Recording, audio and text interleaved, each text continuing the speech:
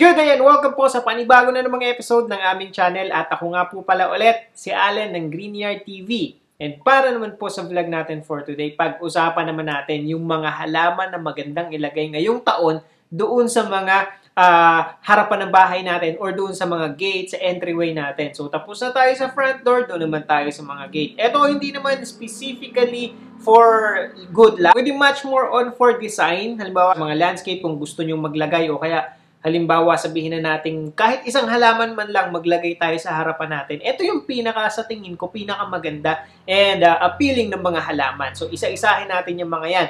At syempre, bago tayo pumunta sa ating topic, sa mga bago pa lamang po sa aming channel, huwag niyo pong kakalimutan na mag-like, share, and subscribe. And pakihit na rin po yung notification bell para maging updated kayo sa mga susunod pa naming videos. Please also visit and support na rin po yung aming Facebook and Instagram page, Greenyard PH po. At sa mga gustong bumisita pala sa aming garden, naandi dito po sa screen yung aming complete address. And eto na nga, gumawa tayo ng listahan ng mga halaman na best para sa mga entryways natin or sa mga harapan, sa gate ng natin or sa bakod natin. Ito yung pinakamaganda sa mga ginagamit namin ng mga halaman. Pero syempre, itong mga halaman na to ay didepende pa rin sa size ng inyong entryway o nung hindi naman actually talagang sa harapan ng gate. Siyempre, yung sa mga harapan lang natin. Pwedeng doon sa pagpasok o kaya ay doon sa bago pumasok. Kailangan nating i-consider una ay yung size ng lugar na paglalagyan. And then, syempre, kung direct sunlight ba siya or shaded. So, dito didepende. Kaya ito yung mga listahan na pwede nating pagpilian. Unahin na natin sa ating listahan etong mga maki. So, pagdating dito sa maki, isa to sa pinakamagandang privacy hedge. Kunyari, halimbawa, gate ninyo, pagkatapos, medyo mababa yung bakod natin. So, ito, ang kadalasan na ginagamit natin na pang privacy hedge kasama itong eugenia. So, depende kung ano yung mas gusto nyo. Kasi pag maki, all green lang yan. Kagandahan mo sa kanila, talagang kung halimbawa, pang privacy hedge, parang sabihin na nating pampalit sa bakod or pandagdag sa bakod o kaya naman ay pang-cover sa bakod, ito yung isa sa pinaka-go-to hedge or plant na ginagamit. And napakaraming beses na namin ginamit ito sa mga landscaping projects kasi nga, syempre, ito yung request, ito yung number one go-to hedge ng mga clients natin for landscaping para sa mga ganitong purposes. Ito, depende na lang kayo kasi ito, pagdating sa presyo, depende sa size, syempre. Mas maliit, mas mura, of course. Tapos, ito, ang height nito, ito, tumataas talaga to ng more than 15 feet. Kaya nitong taasan or pataasin. Kung halimbawa, kung ano talaga yung preferred height ninyo. So, yung matataas na mga, halimbawa, sa mga resort, ito yung ginagamit nila. And yun nga lang, syempre, kung halimbawa magsisimula sa maliit, it will take talagang, sabihin na nating years bago mo mapataas kung halimbawang mataas na height yung kailangan niyang abutin. Pero ako, advantage ng maliit yung ilalagay natin is simula sa baba hanggang paglaki niya, kung dikit-dikit, makakakapal siya eh. Yung pinaka-pagka-hedge niya, makikita mo simula sa pinakailalim hanggang sa pinakamataas, lalo na't sabay-sabay o yung halimbawa sabihin na natin 3 feet pinakamaliit, tapos ilalagay mo, pag lumaki yan, ang ganda niyan, solid yan, maglalak. Pero syempre kasi may mga halimbawa, may mga clients tayo na ang gusto kagad ay yung makakapal at saka yung matataas. Yun kagad kasi nga, it will take time bago niya ma-reach o bago siya tumangkad ng ganun kung halimbawa magsisimula siya sa maliit. And yan, ginamit natin yan sa mga projects natin. As you can see dito sa ating video, ayan, makakapal. At itong mga to, maganda mo sa kanya, less ang maintenance nito, napaka-low maintenance ng mga halaman. And hindi siya masyadong pinepeste. Wala yan. Hindi yan kinakain ng mga insekto yung mga dahon yan. Hindi rin siya yung lapitin, sabihin mong halimbawa maraming mga tilas or yung mga uod. Hindi kinakain yung masyado yung yung tawag dito. Hindi masyadong kinakain yung mga dahon yan. Kaya hindi mo makikitaan ng pagkamanipis. Ang mo na lang dito is kailangan syempre kahit pa sabihin mong low maintenance, dilig, yun ang number one, especially kapag siya ay nasa direct sunlight. Pagka namatayan ka ng isang puno dyan, parang mabubungi na yung paglalagay mo nito. Pero number one sa ating listahan, isa talaga ito sa pinakamaganda, yung maki. Susunod sa ating listahan ay ito namang tinatawag natin na oliva. Ito, isa siya sa pinaka-sturdy, pinakamatibay na halaman. And based nga sa mga nababasa natin, panahon pa lamang ng dinosaur, meron ng mga oliva o siguro yung family ng oliva ay nabubuhay na sa mga ganung panahon. So, ganong katibay itong halaman na to. Imagine niyo kung gaano na katagal yun. Ito ay kasama sa ating listahan. Siyempre, ang pinaka ano na lang natin dito, halimbawa kung sa gate natin, sa harapan natin, sa entryways, mas maganda yung medyo may size. Although mayroon kang mabibili na maliit nito, kaya lang syempre, eventually kasi kapag ka lumaki to, lumapad to, medyo kakain siya ng space. Pagka kumain siya ng space, hindi naman siya katulad ng ibang halaman na pwede mo kasing i-trim. Unlike kung halimbawa, maki yung ilalagay mo, i-trim mo siya, pwede. Kasi ito, matitibay talaga. At saka kapag ka halimbawa, ay kinat mo, pangit, di ba? So, ito, pang-decorate lang talaga siya sa harapan ng bahay mo. Kung halimbawa, meron kang isang sabihin na nating plant box na square sa harapan ng ano mo, sa may mismong gate mo. So, perfect itong ilagay doon kung naghahanap ka ng low maintenance at saka matibay na halaman. Ang isa lamang dito, kahit pasabihin nga din natin na low maintenance itong halaman na to, ang pinakakalaban nito is yung aphids. Ito, kapag ka hindi mo na control yung aphids, halimbawa, napansin mo, nagmumula or makikita, sa umpisa kasi hindi mo mapapansin yung aphids kahit dinidiligan mo or chinecheck mo. Kasi ito, mismong i-check mo dito ay yung pinakailalim ng mga dahon niya kasi dyan namumuhay or dyan nagpaparami ang mga aphids. At kapag kayan ay dumami at hindi mo nga na-control, papatayin yan yung oliva mo. Ito lang yung number 1 na kalaban ng oliva. So, make sure na regular yung pag-i-spray natin ng pesticide. Ito ay kahit pasabihin mong wala kang aphids na nakikita.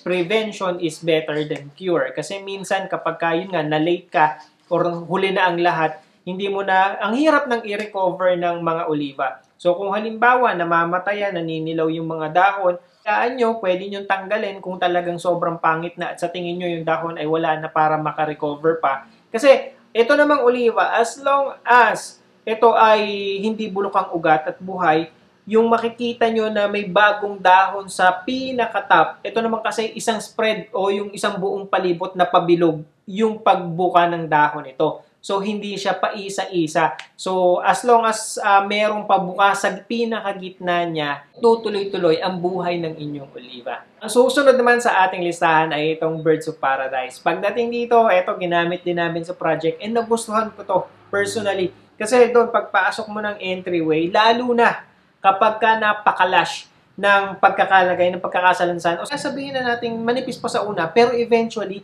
ito kasi mabilis alagaan madaling alagaan.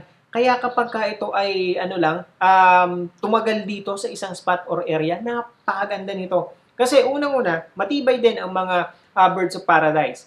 Pangalawa, kung halimbawa ang entryway ninyo ay gusto yung paglagyan dito ay mainit, walang problema. Kaya niyang i-tolerate ang full sun. Shaded, nasa ilalim ng puno, sabihin natin ang entryway ninyo ay maraming puno. Wala ding problema. Mamumuhay o mabubuhay itong mga Birds of Paradise. Ang maganda mo dito kasi, malalapad na ang dahon, malalaki na ang dahon, kaya makapal siyang tingnan. At the same time kasi, namumulaklak itong mga ito. Ang pinakamaganda dito kasi iba't ibang kulay yung pwede nating pamilian dito sa mga heliconias. May dilaw, may pula, may orange. Pero isa sa pinakamaganda is yung kulay orange. Meron din kasi itong tinatawag na dwarf na heliconia. Ito yung medyo mababa siya, hindi siya masyadong mataas. Napakaganda nitong ilagay sa mga entryways natin. So yun, pwede kayong mamili. Tumataas to ng around 4 feet, yung niyan, yung hindi dwarf, pero yung medyo mas maliliit sa kanya, mas maganda. Lalo na kapag lahat sila ay nagbulaklak.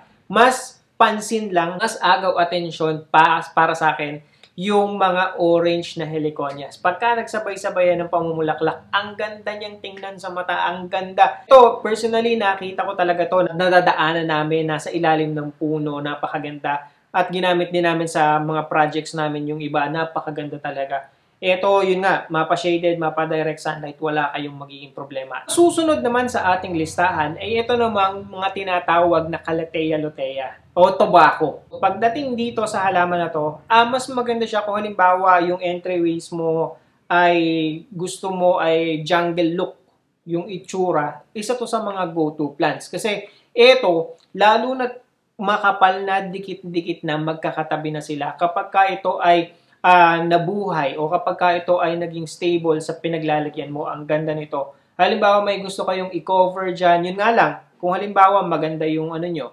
maganda yung wall ninyo o yung bakod ninyo, hindi na advisable gumamit ng like ng Maki at saka nitong Lutea kasi ito talagang mako-cover yung wall. Eh sayang kung halimbawa gusto mo lantad or bukas yung wall mo, hindi tayo pwedeng gumamit ng mga ganitong halaman.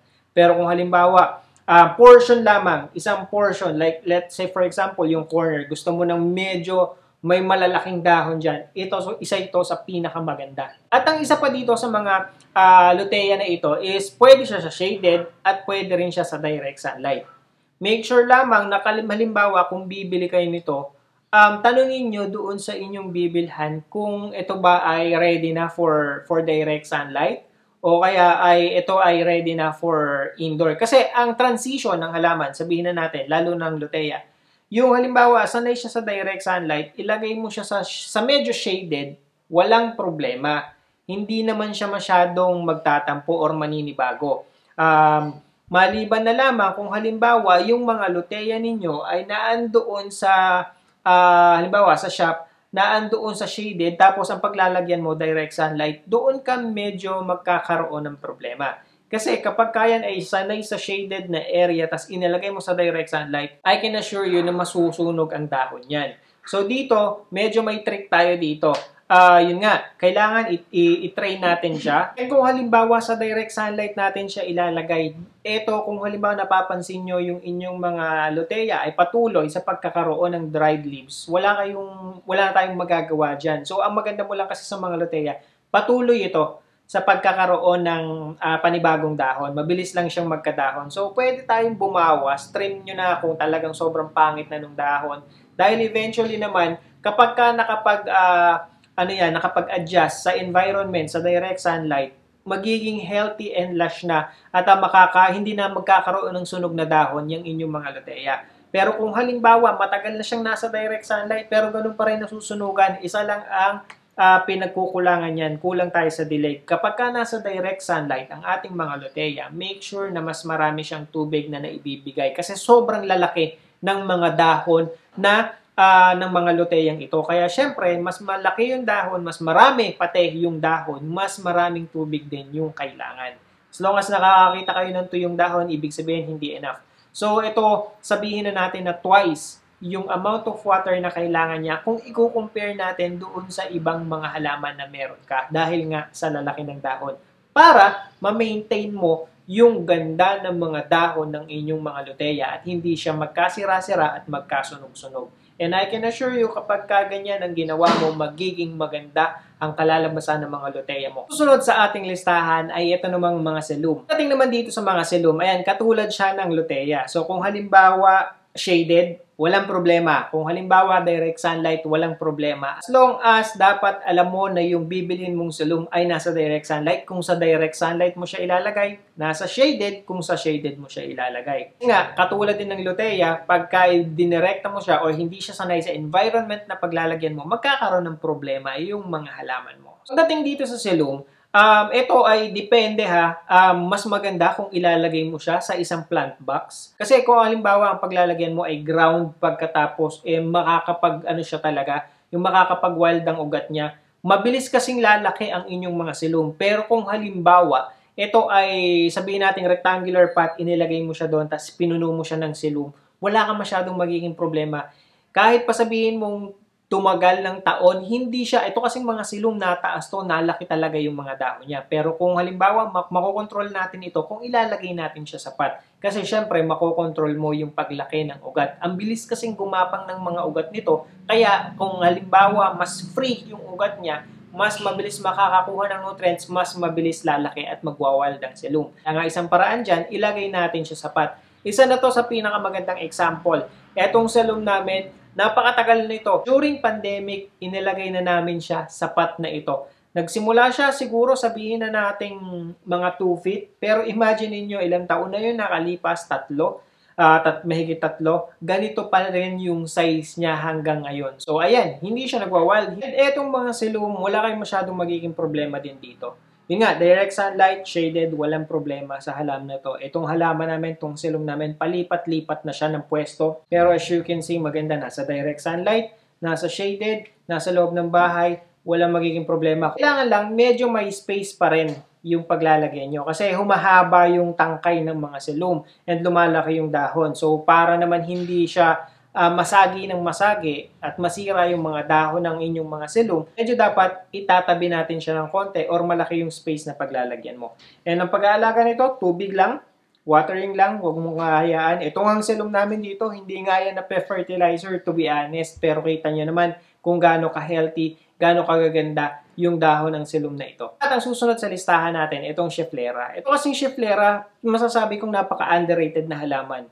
Magandang pang display sa kahit nasaan, especially kapag ka-direct sunlight, yung entryway mo. Halimbawa, maliit lang yung space ng entryway mo, ng gate mo, or maliit lang yung plant box na paglalagyan mo. Isa to sa pinaka-maia-advise kong halaman kasi napakadali nitong alaga, napakaganda dahil yung variegation talaga nito very consistent. Unlike nung ibang halaman, may tendency, may chance ito na mag-revert, lalo na kung halimbawa hindi enough yung amount of light na nare-receive niya. Pero kung halimbawa mainit siya, mas titingkad, mas magaganda. Actually, mas lamang pa nga sa dahon ng mga Schefflera yung golden compare mo dun sa green leaves. So yun, kung halimbawa nakakakita ka ng portion or part na nagre-revert na or halimbawa ay mas lamang na yung color green, pwede mo naman siyang putulin. Pwede mo naman siyang tanggalin para at least hindi matalo noong mga green leaves, yung mga may variegation o yung gold. Ito kasi kahit ilagay mo siya ng sabihin natin medyo manipis, basta naalagaan, ang mabilis na makapagpakapal dito, fertilizer. So kapag ka nalagyan mo siya ng fertilizer talaga, kahit anong klase, complete, ammonium, so okay yung mga fertilizer, yan yung mga ginagamit namin sa garden. And sa mga landscaping, hindi ako nagpapawala nito kasi pambasag din to ng kulay Halimbawa, color green ka na almost, di ba? Kung naghahanap ka ng kulay dilaw na halaman, isa ito sa pinaka go-to plant natin pagdating sa mga bagay na yun. Tsaka madali nga din siyang alagaan. Pagkatapos, kino-consider pa ngayon as lucky plant for 2024. So, wala ka nang hahanapin dito. So, lamang, hindi nga siya advisable ilagay. Kung sa shaded, walang problema. Kung halimbawa na nasisilungan lang or naaanuhan lang ng mga puno, walang problema. Pero yung sasabihin mo, medyo may kadiliman talaga, di ba? May mga entryway or may mga gates tayo, kunyari. Sa club ng bubong, medyo mababa yung bubong. Kaya medyo madilim pagpasok mo sa may gate mo, sa paglalagyan mo sa kanya.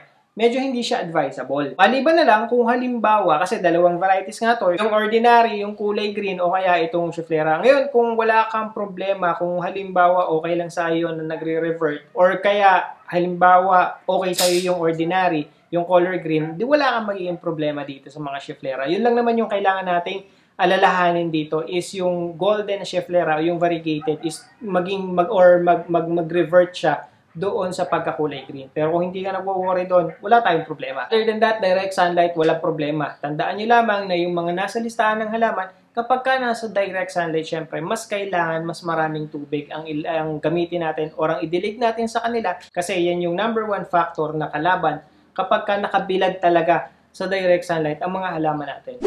So, yun lamang po and I hope nakatulong at nag-enjoy kayo sa panonood ng video na to. And again, sa mga bago pa lamang po sa aming channel, huwag niyo pong kakalimutan na mag-like, share, and subscribe. And pakihit na rin po yung notification bell para maging updated kayo sa mga susunod pa naming videos. Please also visit and support na rin po yung aming Facebook and Instagram page, Greenyard PH po. Magkita-kita po ulit tayo sa susunod na episode ng Greenyard TV and thank you for watching.